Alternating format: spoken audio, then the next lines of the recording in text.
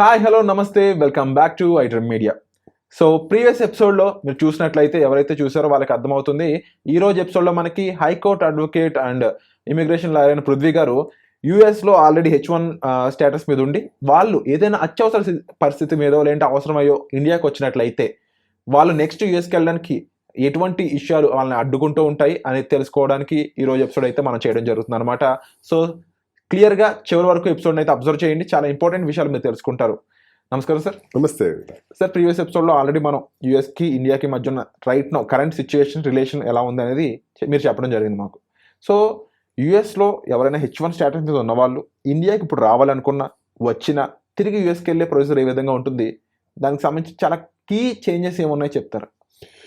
As of now Virat యుఎస్లో లే offs ఉన్నాయి. లే ఆఫ్స్ అంటే కంపెనీలు ఎంప్లాయ్మెంట్ తీసుకుంటారు కాదు, కంపెనీలు షిఫ్ట్ అవుతున్నాయి.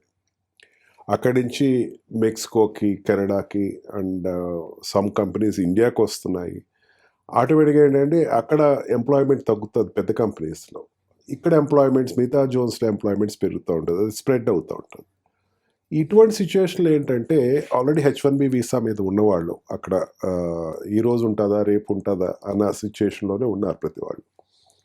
మనం ప్రీవియస్గా చాలాసార్లు చెప్పుకున్నాం, ఒక జాబు ఒక వ్యక్తికి లేదంటే H1B వీసాలో ఉన్న వాళ్ళ జాబ్ లేదంటే 68 days గ్రేస్ పీరియడ్ ఉంటుంది తనకి కొత్త జాబ్లోకి వెళ్ళడానికి.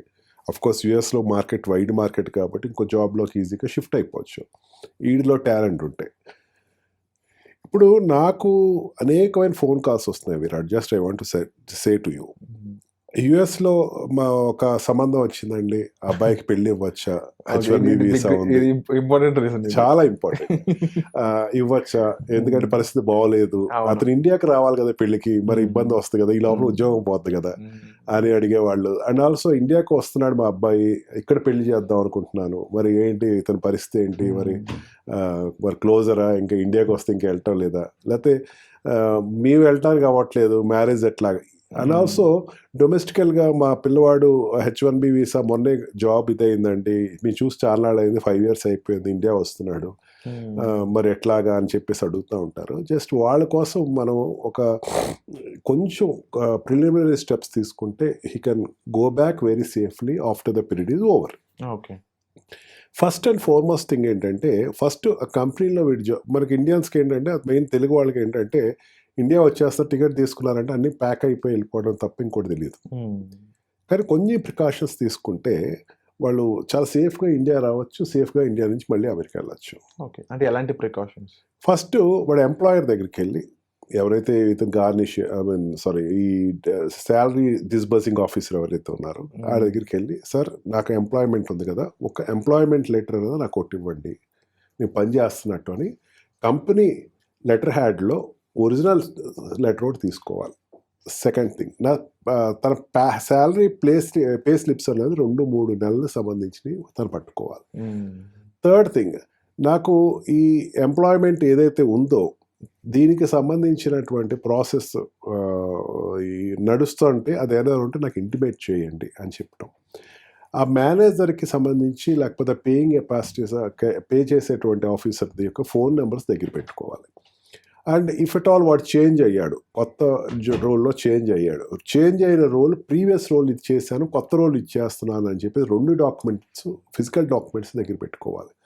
అండ్ ఆల్సో వాడు ఇండియాకి వచ్చేస్తున్నాడు, ఇండియాకి వచ్చిన తర్వాత అక్కడ ఈ లోపల తన కంపెనీయే తనకి ఇచ్చేటువంటి టీమ్ని క్లోజ్ చేసేయచ్చు, ఆ కంపెనీయే క్లోజ్ చేసేయచ్చు, ఆ కంపెనీ నాట్ ఇన్ ఎగ్జిస్టెన్స్లో రావచ్చు. దాన్ని ఎట్లా ఫేస్ చేయాలి అది ముందే మన వాళ్ళు అదే చెప్తున్నారు. తెలుగు వాళ్ళు ఏంటంటే మెయిన్ సౌత్ ఇండియన్స్, అయితే ఇండియన్స్ అని చెప్పచ్చు, నా ఉద్యోగం ఉంది కదా వచ్చేస్తారు. కానీ బట్ అతనికి ఇండికేషన్స్ వస్తున్నాయి, ఏదో ప్రాజెక్ట్ అయిపోతుంది, ఈ టీంని ఏదో క్లోజ్ చేస్తున్నారు.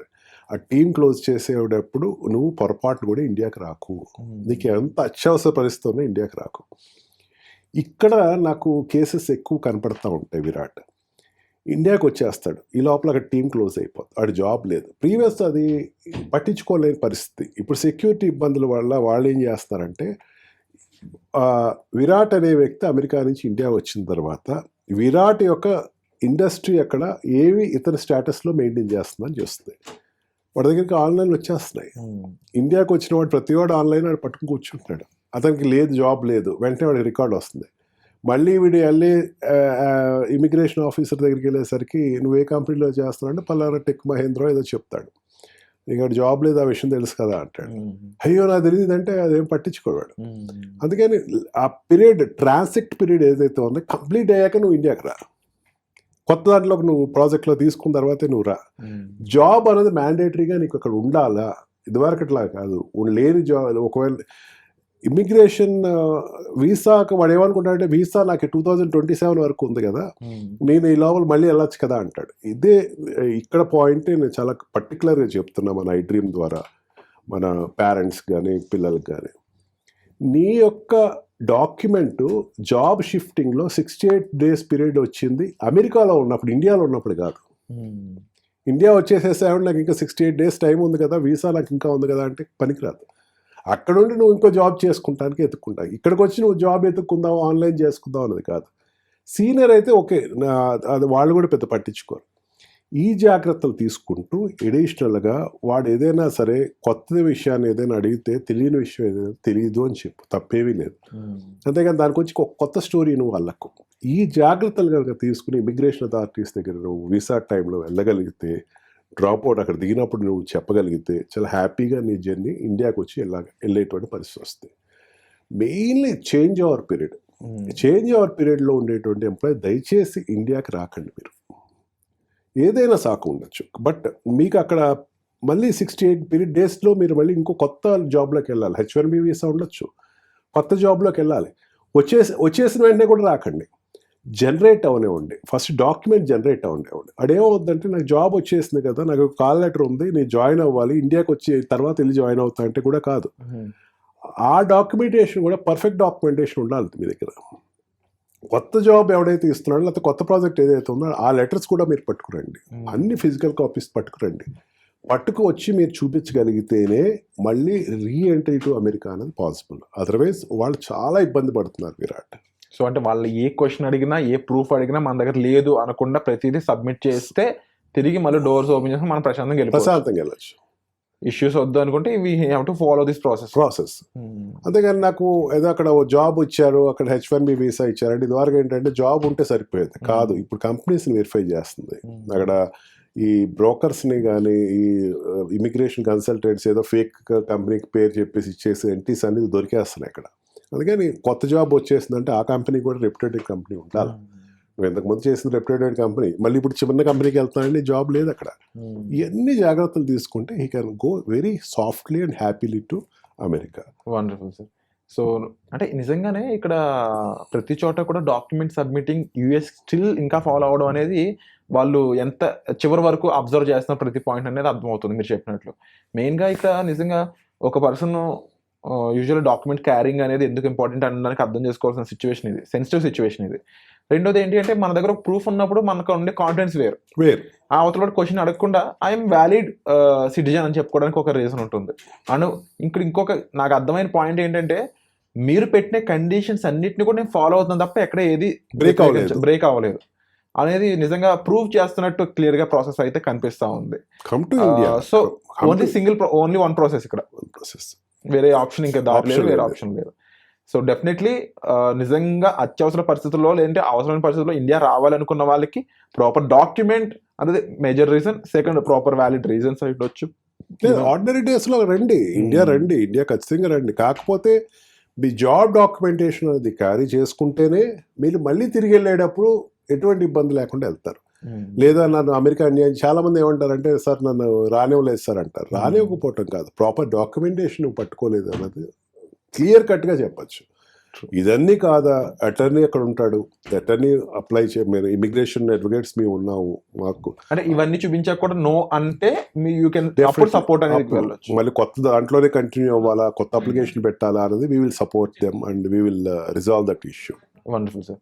సో నిజంగా మీరు ఎవరైతే ఇప్పుడు సార్ ఇనిషియల్గా డిస్కస్ చేసినట్టు పెళ్ళిళ్ళు అయి ఉండొచ్చు, లేదంటే ఇంపార్టెంట్ సిచ్యువేషన్స్ అయి ఉండొచ్చు, దానికోసం వస్తున్నట్లయితే డెఫినెట్లీ ఇప్పుడు చెప్పిన ప్రాసెస్ ఏదైతే ఉందో ముఖ్యంగా డాక్యుమెంట్స్ క్యారింగ్ అనేది అవి ఫాలో అవుతూ వాటిని తీసుకుని ఫిజికల్ కాపీస్తో పాటు మీరు వెనక్కి వెళ్ళినప్పుడు అవి మీకు చాలా హెల్ప్ అవుతాయి. అప్పుడు కూడా నో అని చెప్పినట్లయితే డెఫినెట్లీ అక్కడ మీకు ఎంబసీ హెల్ప్ అయి ఉండొచ్చు, లేదంటే ఇమిగ్రేషన్ లాయర్ అని సార్ హెల్ప్ అయి ఉండొచ్చు, మీరు డెఫినెట్లీ అప్రోచ్ అవ్వచ్చు. సో ఈ ఎపిసోడ్ మీకు ఎలా అనిపించింది, ఎంత వర్త్ అనిపించింది, తప్పకుండా మీ కామెంట్స్ చెప్పండి. ఎందుకంటే మీ comments are very valuable, so that we can understand that ఇది ఎంతమందికి రీచ్ అవుతుంది, దీని ద్వారా మేము ఇంకా ఎలాంటి ఇన్ఫర్మేషన్ అనేది ప్రొవైడ్ చేయొచ్చు అనే దానికి. సో వచ్చే ఎపిసోడ్లో మళ్ళీ కలుద్దాం guys. Thank you so much. And for more videos, Please subscribe to iDream. Please subscribe to iDream. Please subscribe iDream. And please subscribe to iDream. For more videos, subscribe to iDream. please like, share and subscribe to the channel. Congratulations, iDream. Subscribe to iDream. Subscribe to iDream. So subscribe to iDream Media. iDream ki iDream team andarki huge congratulations. Please subscribe iDream Media. Please subscribe to iDream. Subscribe iDream. Please subscribe to iDream. iDream అంటే నా కళల ఛానల్ను subscribe చేసుకున్నారు, నోరు తిరుగుతలేదు. మీరైతే గంట గుర్తు కొట్టండి. For more such videos, please subscribe to iDream. Subscribe to iDream. Please subscribe to iDream. Please subscribe iDream Media. Please do subscribe to iDream. Please subscribe to iDream Media. For best entertainment and information, please subscribe iDream. And don't forget to subscribe to iDream.